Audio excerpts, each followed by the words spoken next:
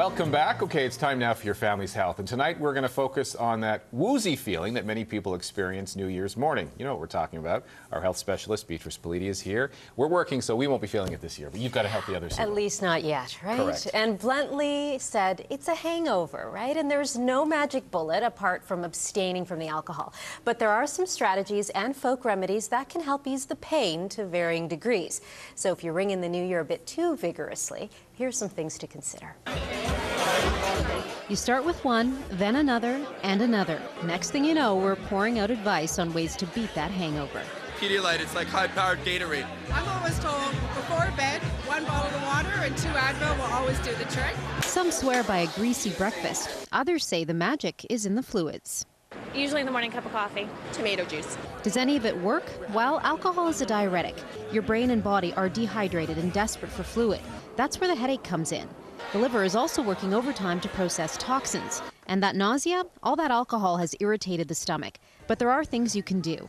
Make sure you have a good meal. That will help slow alcohol absorption. Take in a glass of water for every drink. Vitamins might help too. Vitamin B complex and a vitamin C, about 1,000 milligrams before you go to bed, is very important. And the other key thing is actually doing some kind of electrolyte drink before you go to bed. There might actually be something to that greasy breakfast. Eggs have a lot of cysteine in them that actually can help break down the alcohol quicker.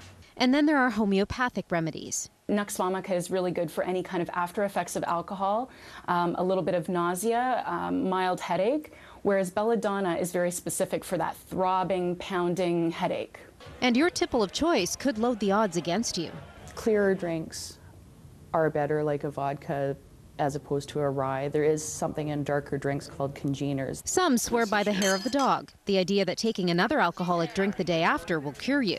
It's stopping the body from breaking down stuff into the bad byproduct. So it can help at first, but really it's only delaying the inevitable. Ultimately, there are just two guaranteed approaches. The only hangover cure that works is time.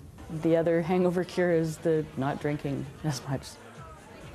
And remember, coffee is a bad idea because it will only dehydrate your body further. But if you must have one to avoid getting an even worse headache from caffeine withdrawal, just have a cup. Everybody seems to have some sort of a cure for this. Yes. Are there any studies that have been done that says that this is perhaps the best cure, or is there such a thing? Well, if you can believe it, it's an understudied area, Really? which is actually kind of surprising because so many people suffer from hangovers. But there was a study done on the broader issue of drinking and its economic impact. An American study a few years ago found excessive drinking resulted in $148 billion